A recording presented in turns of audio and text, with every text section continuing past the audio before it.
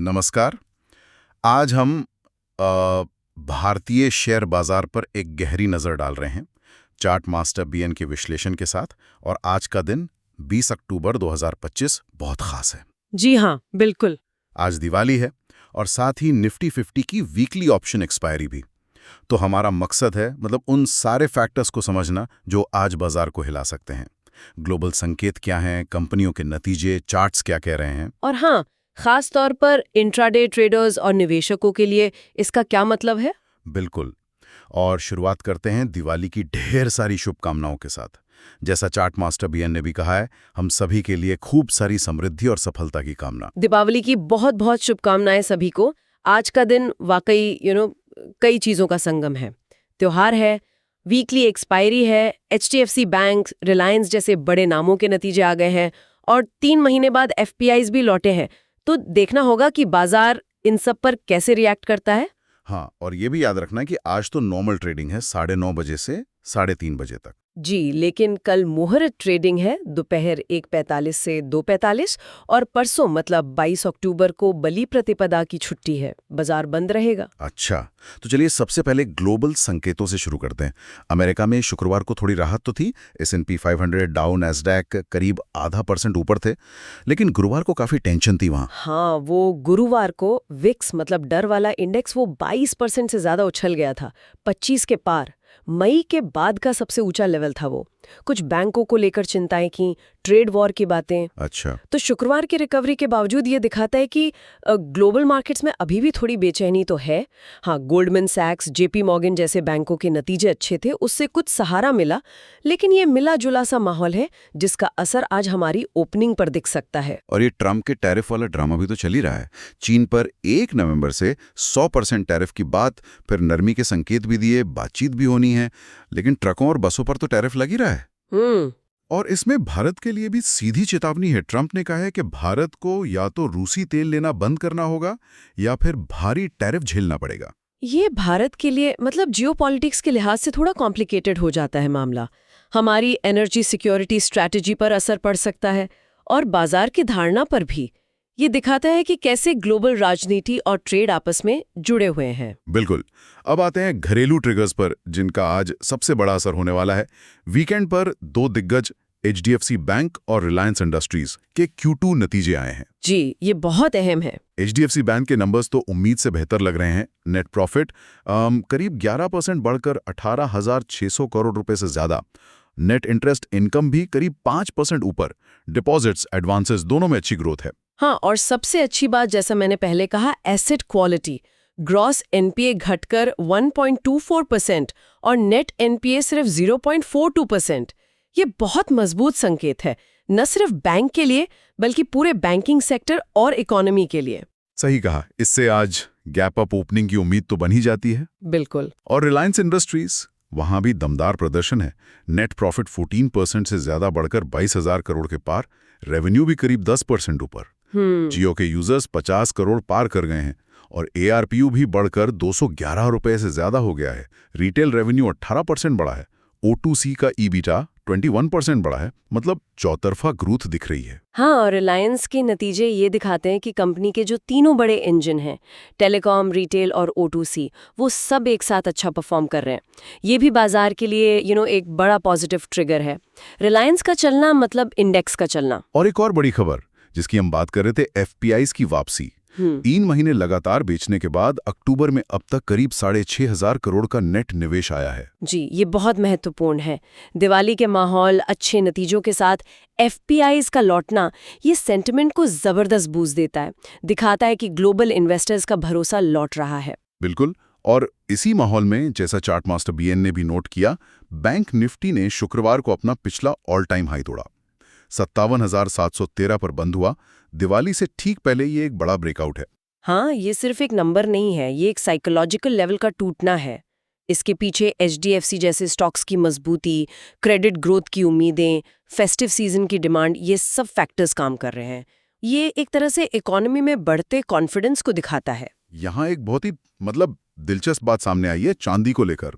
Chart master BN के source बता रहे हैं कि भारत की दिवाली की चांदी की डिमांड ने लंदन सिल्वर मार्केट में तूफान ला दिया। अच्छा। हाँ, प्रीमियम $5 प्रति आउंस तक चला गया, जो नॉर्मली कुछ सेंट होता है, और MMTC पैम जैसी बड़ी कंपनी का स्टॉक खत्म हो गया। पहली बार ऐसा हुआ? अरे वाह, ये तो वाकई कमाल की बात है।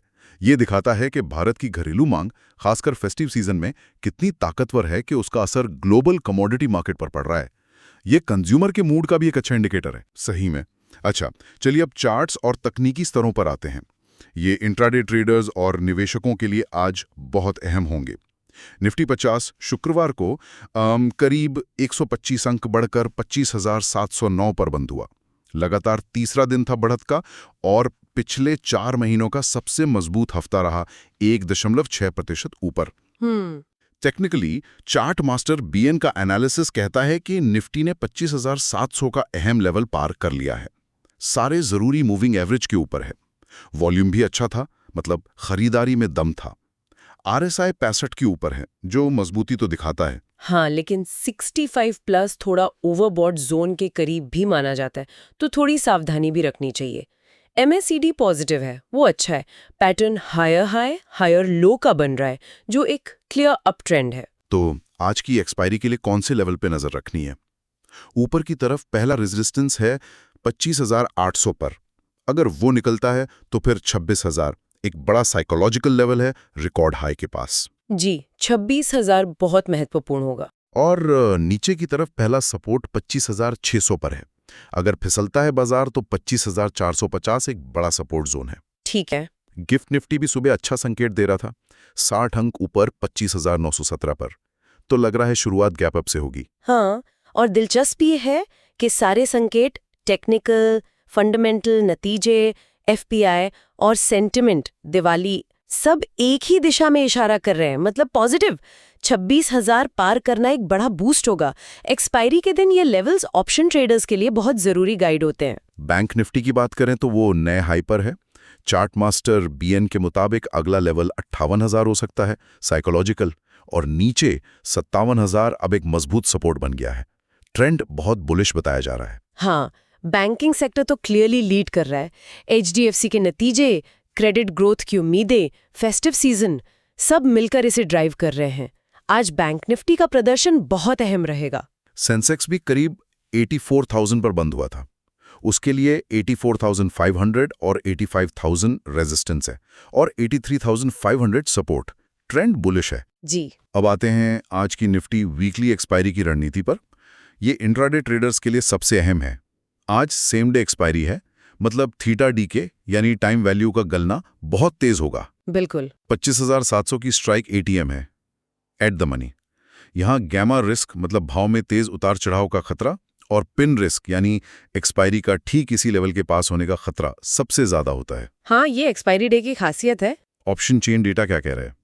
पुट कॉल रेशियो 1.30 है, जो आमतौर पर बुलिश माना जाता है। मैक्स पेन 25,700 पर है, मतलब ऑप्शन बेचने वाले चाहते हैं कि एक्सपायरी यहीं कहीं हो। ये इंटरेस्टिंग है। मैक्स पेन का 25,700 पर होना दिखाता है कि शायद बाजार बहुत ज्यादा भागने या गिरने की बजाय इसी लेवल के आसपास सेटल होने की कोशिश करे। हाँ, और सबसे ज्यादा ओपन इंटरेस्ट भी 25,700 और 26,000 की स्ट्राइक्स पर है। वॉलेटिलिटी थोड़ी ज्यादा रह सकती है नतीजों की वजह से। बिल्कुल। तो ये डेटा पॉइंट्स बताते हैं कि भरोसा तो है, पर एक्सपायरी की अपनी उठापटक भी रहेगी। तो सवाल यही है कि रिस्क कैसे मैनेज करें। चार्ट मास्टर DN ने कुछ ऑप्शन रणनीतियां सुझाई हैं। ध्यान रहे, ये केवल एजुकेशनल पर्पस के लिए हैं। जैसे अगर व्यू बुलिश है तो बुल कॉल स्प्रेड, इसमें पास की कॉल खरीदें जैसे 25,700 CE और थोड़ी दूर की कॉल बेच दें जैसे 25,900 CE। हाँ, इसका फायदा ये है कि आपका रिस्क लिमिटेड हो जाता है। अगर बाजार ऊपर गया तो प्रॉफिट, नहीं गया तो नुकसान भी सीमित। बिल्कुल। या फिर अगर लगता है बाजार एक रेंज में रहेगा तो आयरन कॉन्डोर, इसमें दूर की कॉल और पुट बेची जाती हैं और उससे भी दूर की खरीदी जाती हैं हेजिंग के लिए। अगर बाजार रेंज में रहा जैसे 25,500 25,900 तो प्रॉफिट। ये भी लिमिटेड रिस्क वाली स्ट्रैटेजी है। इन स्प्रेड स्ट्रैटेजीज का सबसे बड़ा फायदा यही है कि रिस्क डिफाइंड और लिमिटेड होता है। एक्सपायरी के दिन जहां थीटा डिके और वॉलेटिलिटी बहुत ज्यादा होती है, नेकेड ऑप्शन यानी बिना हेज के सिर्फ कॉल या पुट खरीदना या बेचना बहुत खतरनाक हो सकता है। चार्ट मास्टर बीएन का सुझाव सही है कि अपनी रिस्क क्षमता देखकर ही कोई रणनीति चुने और उसके रिस्क रिवॉर्ड को समझें। ये सिर्फ उदाहरण है। सही बात है। और आज के दिन रिस्क मैनेजमेंट शायद सबसे जरूरी चीज है। चार्ट मास्टर बीएन का फ्रेमवर्क क्या कहता है इस पर? जी, पहला है पोजीशन साइजिंग, कितना पैसा लगाना है एक ट्रेड में। सुझाव है कि कंजर्वेटिव ट्रेडर अपनी कैपिटल का 1.5% से ज्यादा रिस्क ना ले, मॉडरेट 2.5% तक और अग्रेसिव भी 4% से ज्यादा नहीं। हाँ, ये बहुत जरूरी है, खासकर एक्सपायरी पर। दूसरा, और ये बहुत इंपॉर्टेंट है, time based exit. Chart master BN जोर देते हैं कि दोपहर 2:30 बजे तक सारी इंट्राडे ऑप्शन पोजीशंस क्लोज कर देनी चाहिए, हर हाल में। बिल्कुल सही। आखिरी घंटे में जो गामा मूव्स आते हैं या सेटलमेंट का प्रेशर होता है, उससे बचने के लिए बेस्ट है। अनुशासन यहाँ कुंजी है। कई बार लोग छोटे प्रॉफिट के लिए रुके रहते हैं या लॉस रिकवरी के चक्कर में और फंस जाते हैं। 2.5-3 मतलब निकल जाना है। हाँ, और स्टॉप लॉस तो लगाना ही है, चाहे प्रीमियम के बेस पर हो, जैसे 50% लॉस पर, या निफ्टी के लेवल पर। लेकिन टाइम वाला स्टॉप लॉस 2.5-3 सबसे अहम है। एकदम। चार्ट मास्टर बीएन ने एक सेशन वाइज प्लान का खाका भी दिया है। 15-10-30 शुरुआत में वॉलेटिलिटी रहेगी। पहले 15 मिनट देखें, 25,700 के ऊपर टिके तो तेजी का सोचें। 30-1-30 ट्रेंड क्लियर हो सकता है, प्रॉफिट में है तो थोड़ा बुक करें। आखिरी सत्र 31-30-30 वॉलेटिलिटी फिर बढ़ सकती है। 25,700 पर नजर, 2.5-3 तक एग्जिट। ये एक अच्छा स्ट्रक्चर है दिन को प्लान करने का।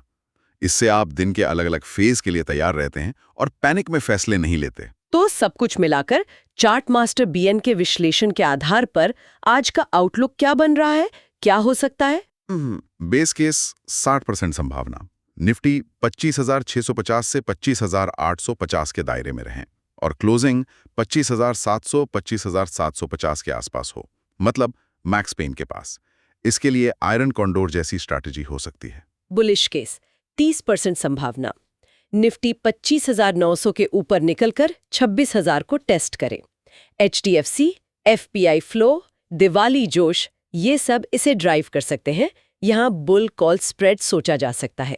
बेरिश केस 10% संभावना, अगर नतीजों पर प्रॉफिट बुकिंग हो या कोई ग्लोबल झटका आए तो 25,600 के नीचे 25,450 तक जा सकता है। तब बेयर पुट स्प्रेड देख सकते हैं। हाँ, ये सिनारियो प्लानिंग अच्छी है। प्रोबेबिलिटीज भी यही दिखा रही हैं कि झुकाव पॉजिटिव तरफ ज्यादा है।